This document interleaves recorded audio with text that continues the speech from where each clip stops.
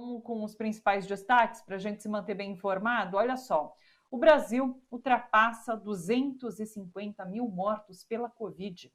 De acordo com o levantamento do Consórcio de Veículos de Comunicação, a média móvel diária de óbitos por Covid é de 1.129, a pior marca da pandemia. Pandemia, inclusive, que completa um ano aqui no Brasil hoje. Hoje, há um ano atrás, a gente teve a primeira confirmação de um caso aqui no país. A primeira morte aconteceu no dia 12 de março de 2020. O governo Bolsonaro, veja só, trocou lotes, na verdade, de vacinas e enviou quantidades erradas de imunizantes para 2 estados. 78 mil doses que deveriam seguir para o Amazonas, que, claro, vive um colapso ali na saúde por conta da pandemia, foram parar no Amapá, que deveria receber apenas 2.000 doses. O Ministério da Saúde admitiu esse erro de logística, que foi corrigido daí durante essa madrugada. Arthur Lira pautou uma PEC que altera a prisão de parlamentares. A proposta de emenda constitucional surgiu após a prisão do bolsonarista Daniel Silveira, que foi determinada pelo Supremo Tribunal Federal por apologia à ditadura e ameaça aos ministros. Partidos de oposição estão contestando essa PEC, essa proposta de emenda à Constituição, que chega a plenário sem ter passado por nenhuma comissão. Jair Bolsonaro causou tumulto e um acidente na Câmara Federal ontem. Acompanhado de um grupo de ministros, Bolsonaro foi a pé do Palácio até a Câmara para entregar o projeto de privatização dos Correios ao presidente da Câmara, Arthur Lira. No caminho até a sala da presidência, teve correria e daí uma porta de vidro estourou. Vamos dar uma olhada nas imagens.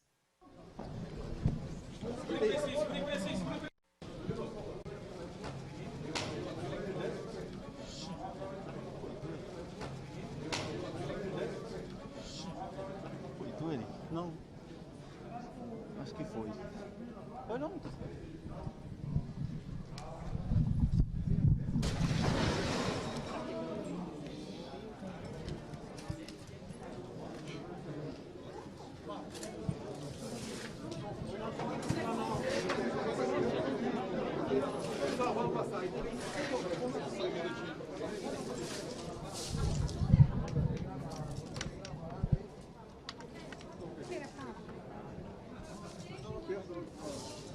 Obrigado.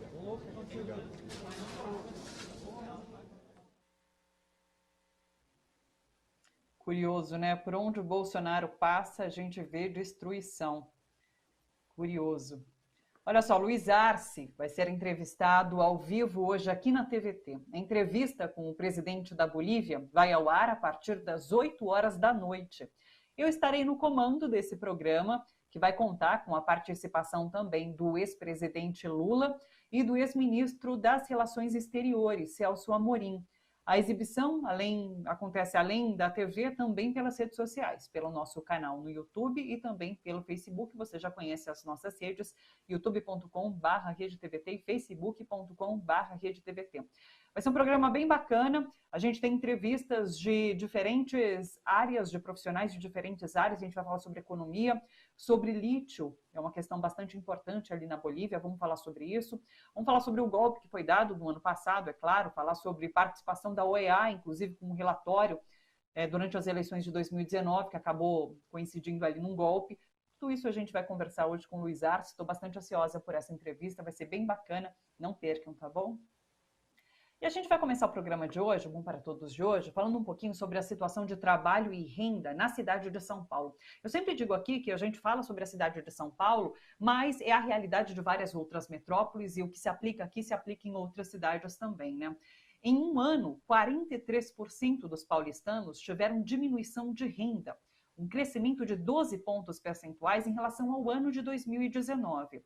Esses dados são de um levantamento realizado pela Rede Nossa São Paulo e pelo Ibope Inteligência. A pesquisa indica também que praticamente metade da população da cidade de São Paulo fez algum bico para complementar a renda nesse último ano. Quem vai trazer mais detalhes para a gente é o Igor Pantoja, que é assessor de mobilização da Rede Nossa São Paulo. Oi, Igor, tudo bem com você? É sempre um prazer receber a rede aqui. Boa tarde, Thalita. Boa tarde a todo mundo que está nos assistindo aí. Obrigado também pelo convite, pelo espaço aqui, garantido da rede aqui junto à TVT. É interessante, né, que há essa tendência de queda na renda das pessoas e, ao mesmo tempo, um aumento exponencial dos itens básicos de sobrevivência no orçamento. A pesquisa mostra, inclusive, que só a alimentação tem tomado aproximadamente 50% dos recursos domésticos das pessoas. Então é isso, queda de renda e um preço absurdo para comprar uma cesta básica. É uma situação bastante difícil. Esse dado também, enfim, chamou muito nossa atenção, porque enfim, coincide, né, com isso que a gente vê cotidianamente, do aumento dos preços dos alimentos, e no caso de São Paulo, a pesquisa aponta aí que quase metade da população teve queda na renda, né, no ano passado, e por isso teve que recorrer a bicos, a fazer outras atividades aí econômicas para conseguir complementar a renda mensal. Então, a gente tem um cenário, não é nem macroeconômico, é um cenário da economia nacional mesmo, com aumento aí de preços, né? Então, dos alimentos, dos combustíveis. Então, é um cenário que vai aumentando, de fato, a escassez para a população, né?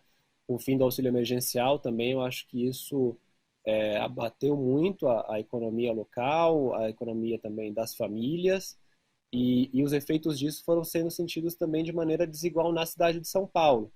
Então, a gente tem, por exemplo, alguns dados que falam que nas regiões sul e leste da cidade de São Paulo, que são as regiões com maior população nas periferias, né, a população mais vulnerável está nos extremos dessas regiões, e é nessas regiões que, por exemplo, as pessoas afirmam que não conseguem encontrar vagas de emprego nas suas regiões. Mais de 60% das pessoas nessas regiões dizem que não conseguem encontrar vagas de emprego onde moram.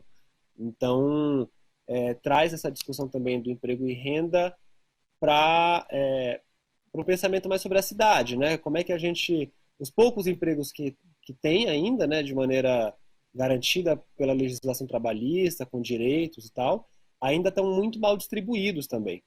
Então, um tema que a gente tem falado muito, toda vez que a gente tem a oportunidade de trazer essa pauta, estou tentando fazer essa conjugação, é a revisão do plano diretor que a gente tem esse ano na cidade de São Paulo, e que é uma oportunidade, de alguma maneira, para realocar essa geografia do emprego na cidade, né? A gente, no mapa da desigualdade, sempre traz essa perspectiva, e agora com essa pesquisa feita em parceria com o Ibope, isso fica muito evidente, né?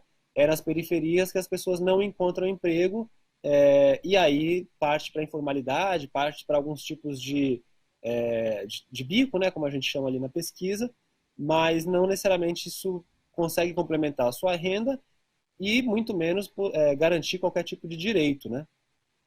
Sim. Ô, Igor, você falou uma coisa que me chamou a atenção. Como que o plano diretor pode atuar nessa situação dos empregos concentrados em áreas ali mais centrais? Então, o plano diretor, a impressão que muita gente tem é de que ele regula somente a construção civil, né? Onde se pode construir mais andares ou menos, que tipo de uso do solo tem em cada região, enfim, mas na verdade ele vai muito além disso. O plano diretor, ele é a legislação, né, instituída aí pelo Estatuto das Cidades desde o começo dos anos 2000, que regulamenta a Constituição Federal sobre esse tema, e que vai tratar sobre o direito à cidade, né? Como que a cidade pode ser melhor vivida, vamos dizer assim, pelos seus habitantes. Então, para além das regulamentações da construção, que eu tinha mencionado, ele também cria, por exemplo, regiões de estímulo ao desenvolvimento econômico, que podem ser complementadas por legislações de incentivos fiscais ou legislações municipais de promoção da atividade econômica, né? Necessita, claro, legislações complementares, mas é o plano diretor que pode, de alguma maneira, assim, estruturar quais são as regiões que vão receber mais recursos para investimento, para ter mais empregos, ou que vai precisar de mais infraestrutura, por exemplo, para que seja viável economicamente aquela região. Então, a perspectiva de que cidade a gente quer, ela é traduzida no plano diretor. Então, essa revisão que a gente pode ter esse ano, ainda, na verdade, precisa ver se vai ser viável fazer uma revisão de plano diretor num ano de pandemia, em um contexto em que a participação está muito prejudicada, mas, caso seja necessário, é uma oportunidade também para pensar nesse tipo de ações, enfim. Deixa eu trazer, a gente comentou sobre esse dado de renda comprometida 50% com alimentação, e olha só, aluguel e moradia compreendem 24% da renda, saúde 12%. Então, se você junta tudo isso, alimentação, aluguel, moradia e saúde, você já compromete uma parte muito grande da renda, sobra praticamente nada, né? Você estava falando sobre emprego também. As paulistanas e paulistanos desempregados são 15% na capital. E as pessoas mais vulneráveis, é claro, são maior número entre os desempregados. Classe D e E, 24%. Pretas e pardos, pretas e pretos, pardos e pardas, 20%. Apenas com ensino fundamental, 21%. Região Sul, 22%. E de 16 a 24 anos, 27%. E daí tem uma questão específica das mulheres, né, Igor? 56% das pessoas entrevistadas concordam que as mulheres têm menos oportunidades do que os homens no mercado de trabalho. E a gente sabe que agora, nesse momento de pandemia, as mulheres sofrem mais. É muitas vezes a mulher que fica em casa para cuidar do filho que está sem escola, né? Então, é claro que ela perde a oportunidade de trabalhar nessa situação. Acaba que as atividades se acumulam, né? Historicamente já tem esse acúmulo aí de atividades em relação às mulheres, o trabalho não remunerado, né, doméstico, junto com o trabalho que tem que ser feito também para complementar a renda familiar ou para contribuir para essa renda familiar enfim, nas ruas, no espaço público. Mas nesse ano surpreende de maneira positiva que tenha aumentado pelo menos a percepção, né? Então, principalmente entre os homens, esse número subiu. Então, na última pesquisa em 2019, 33% dos homens concordavam que as mulheres tinham desvantagem no mercado de trabalho. E esse percentual subiu para 45% entre os homens, né? Entre as mulheres isso também subiu, era de 60% e passou para 66%, mas, enfim, é importante, né, esse aumento do reconhecimento do sobretrabalho, aí, das desvantagens que as mulheres têm no mercado de trabalho. Então, também no contexto da pandemia, toda essa questão de, tanto para quem tem a possibilidade do home office, né, as tarefas domésticas, as crianças que não estão na escola, o cuidado com a casa, tudo isso demandou aí novos arranjos familiares, né? Então, muitas vezes as mulheres são prejudicadas nessa divisão do trabalho doméstico. Mas, enfim, é um tema que a gente quer continuar abordando, vai ter uma pesquisa também sobre mulheres que a gente vai lançar agora em março, então é um tema que a gente quer avançar ao longo desse ano também. Sim. Eu vi uma pesquisa recente apontando como a pandemia significou um retrocesso para a mulher no campo do trabalho, porque muitas mulheres saíram desse mercado do trabalho e para voltar isso vai ser muito, muito difícil, vai demorar agora um tempo para recuperar o que foi esse avanço de alguns anos atrás. Vai ser uma situação bastante difícil daqui para frente. Já está sendo, né? E deixa eu trazer um último dado com você, Igor, que é essa questão do empreendedorismo. 41% da população diz querer ter um negócio próprio, pensando daqui a 2 anos, no futuro. 25% afirmam querer trabalhar de forma autônoma, 19% querem ser empregados com CLT. Por que essa mudança de pensamento? A gente consegue decifrar um pouquinho? Olha, são hipóteses, né? A gente teria que investigar um pouco mais a fundo para, de fato, compreender isso, mas na mesma pesquisa, se a gente diz que 60% das pessoas não encontram emprego próximo à sua casa, né, em algumas regiões da cidade, então é porque esse emprego CLT, como a gente fala, né, o emprego formal, ele está escasso. Então, acho que é uma atitude, na verdade, da pessoa buscar alternativas num cenário em que o emprego formal ele está escasseando. Então, claro que ela vai partir para outras possibilidades aí de emprego mais informal, né? Complementar a esse dado que você trouxe, Thalita, desse desejo em abrir o negócio, também a principal dificuldade, na verdade, para quem pensa em abrir um negócio é a questão do financiamento. Então, o empreendedorismo, ele é, claro, né, uma possibilidade concreta de conseguir renda, de trabalhar, etc., mas ele é dificultado também pela falta de políticas diretamente relacionadas a ele que possibilitem essa concretização desse projeto aí, né? Então, as pessoas não têm acesso a crédito, por exemplo. Então, a Prefeitura de São Paulo ainda não tem um programa voltado para o crédito ao empreendedor. Já teve algumas experiências, mas atualmente não tem, né? Até a secretária Aline Cardoso participou do lançamento dessa pesquisa, falou que parte dos recursos que, né, caberia, que poderia ser direcionado para isso, acabou indo para o auxílio emergencial, que foi aprovado, né, a extensão em São Paulo, de novas parcelas aí de R$ 100, valor bastante baixo, mas foi aprovado ontem.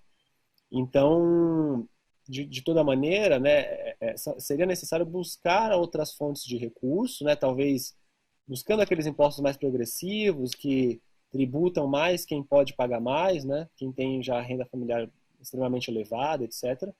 Então, é necessário buscar outras fontes para conseguir recursos para fomentar, né, claro, a atividade econômica em geral, mas também o empreendedorismo, que é uma saída, é uma possibilidade concreta que muita gente tem buscado e praticado mesmo nesse contexto da pandemia, né?